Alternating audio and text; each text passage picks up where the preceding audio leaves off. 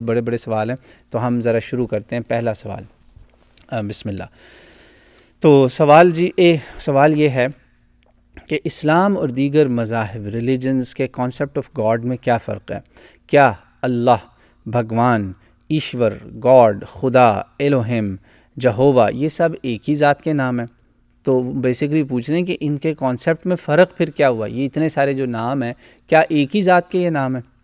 دیکھیں جی، اس سوال کے نا دو حصے کر لیں۔ جہاں تک ناموں کی بات ہے نا، یہ تقریباً سبھی جو ہے نا اللہ کے ہی نام ہیں، سبھی کے سبھی ایک ہی ذات کے نام ہے، وہ اللہ تعالیٰ ہے۔ بلکہ اس لسٹ میں برہمانی کسی نے ڈالا، بدھزم میں یونیورسل گاڈ برہما کا بھی نام آتا ہے، اسے وہ برہما بولتے ہیں، ٹھیک ہے، وہ اس کو بھی انکلوڈ کر لیں۔ الوہم جو ہے نا، الوہم یہ عبرانی زبان میں اور ایرمیک میں آتا ہے۔ اس کو اگر آپ بریک ڈاؤن کریں تو یہ الہ ہے، الہ، اللہ کا روٹ اللہ، الالہ دی گاڈ، تو یہ ایک ہی ذات کے نام ہے۔ تو ان ناموں تک تو واقعی بالکل صحیح بات ہے، لیکن اب مسئلہ کیا ہو گیا؟ فرق اب ہم نے بتانا ہے کہ فرق کہاں آ گیا۔ ہوا یہ کہ لوگوں نے نا خدائی کے تصور میں فرق کر لیا۔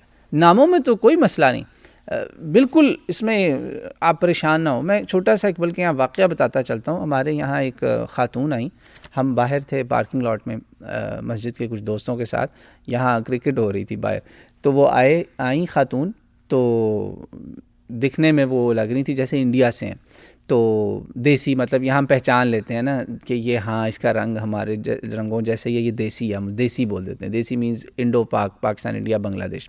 تو انہوں نے جناب آ کے نا کہتی یہ میں کچھ لے کر آئی ہوں، آپ اسٹوڈنٹ لوگوں کو کھلا سکتے ہیں؟ تو میں نے کہا بہن یہ پرساد تو نہیں ہے؟ تو کہتی نہیں یہ پرساد نہیں ہے۔ تو میں نے کہا یہ کیا ہے پھر؟ تو وہ کہتی میں نے گاڈ سے پرارتھنا کی تھی کہ میرا جب کام ہو جائے گا تو میں اس کو سیلیبریٹ کروں گی، میں گاڈ کے کسی گھر میں جا کے لوگوں کو ان کے ساتھ اپنی خوشی شیئر کروں گی، میرا بہت بڑا ایک کام ہو گیا، میں بڑی پریشان تھی، تو مجھے سمجھ نہیں آئی، میں کسی ٹیمپل اور اس کو جانتی نہیں ہوں، تو میں نے سوچا کہ آپ جو مسجدوں والے ہیں آپ تو بالکل ہی گاڈ کو ہی مانتے ہیں، اسی گاڈ کو جس کو میں مانتی ہوں۔ میں نے کہا سبحان اللہ یار، یہ خاتون اگر لا الہ الا اللہ محمد رسول اللہ کہہ لے پھر تو کنفرم ہی ہے نا، کنفرم جنتی۔ تو بالکل ایسے بہت سارے لوگ ہیں جو واقعی خدا کو وہی مانتے ہیں جو اللہ کو لوگ مانتے ہیں۔ تو میں نے کہا بہن یہ کسی اور کے نام کا تو نہیں؟ اسے کہا نہیں بھائی یہ بالکل خدا کے لیے ہے، میں خدا کی رضا اس کی خوشی کے لیے لائی ہوں، اور مجھے پتہ ہے آپ لوگ اسی خدا کو مانتے ہیں، اس کے ساتھ اور کچھ نہیں کرتے، مجھے اس کو بت پرستی سے بالکل وہ تھی بیزار۔ تو اس نے کہا، تو میں نے کہا بالکل ہم بسم اللہ ہم قبول کرتے ہیں آپ کا تحفہ، بہت شکریہ، آپ نے ہمیں اس قابل سمجھا، آپ نے ہمیں عزت دی کہ آپ اس مسجد کو خدا کا گھر مان چکی ہیں، تو اور کیا چاہیے؟ یہ انشاءاللہ یہ بہن پتہ نہیں وہ کہاں ہوگی، ہم نہیں جانتے، ہمیں کوئی عطا پتہ نہیں ہے ان کا، مگر یقین مانیں کہ یہ ایسے بہت سارے لوگ ہیں جن کو اللہ تعالیٰ نے جنت میں لے جانا ہے۔ تو یہاں تک تو خدائی ٹھیک ہے، مسئلہ کہاں آ گیا؟ خدائی کے تصور میں لوگوں نے کرپشن کر دی۔ وہ کرپشن کیسے آئی؟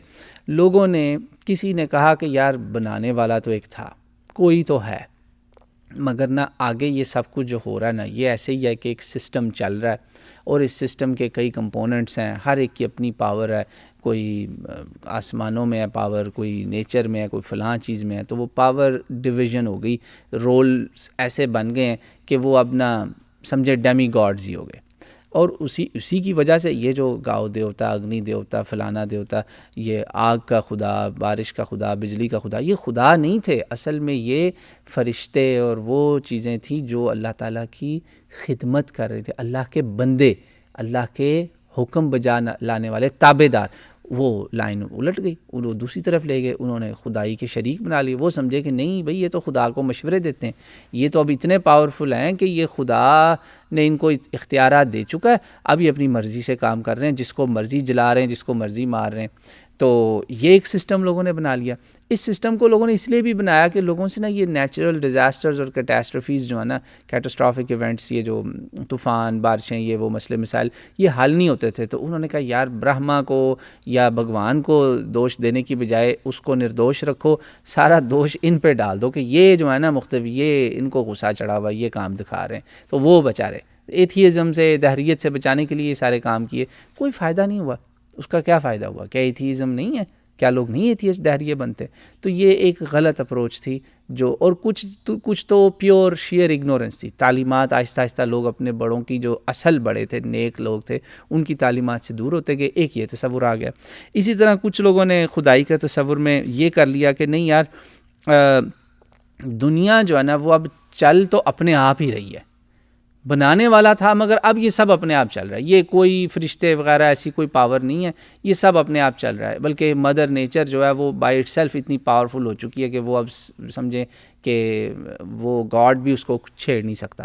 یہ ساری چیزیں جو ہے نا، اس سے خدائی کا تصور ہو گیا خراب. اور ایک تیسرا تصور جو بہت ہی بیہودہ تصور ہے، جس میں لوگ خود ہی خدا بن بیٹھے. جی ہاں، میں جو چاہوں گا میں کروں گا، میں جو چاہوں گا کھاؤں گا، جو چاہوں گا پیوں گا، جیسے چاہوں گا دنیا میں رہوں گا، میرا جسم، میری مرضی، میرا دماغ، میرا ہر چیز میری ہے. I own myself, I am my own god. نعوذ باللہ، استغفر اللہ.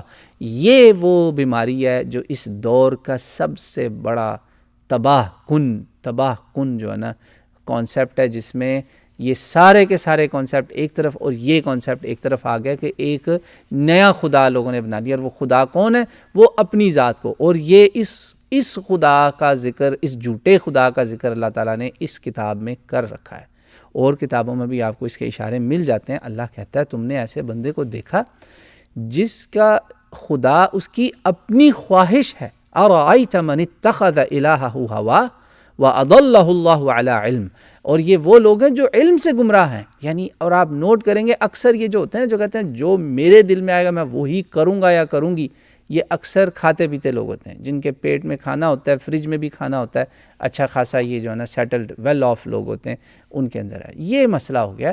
اسلام ان سارے مسئلوں کا حل کرتا ہے کہ نہیں بھائی، بنانے والا بھی ہے، انچارج بھی ہے، فرشتے بھی ہیں. یہ فرشتے کوئی خدا نہیں ہے. فرشتے، قدرت، نظام، بارش، طوفان، زمین، زلزلے، ہر چیز اس کے حکم کے تابع ہے.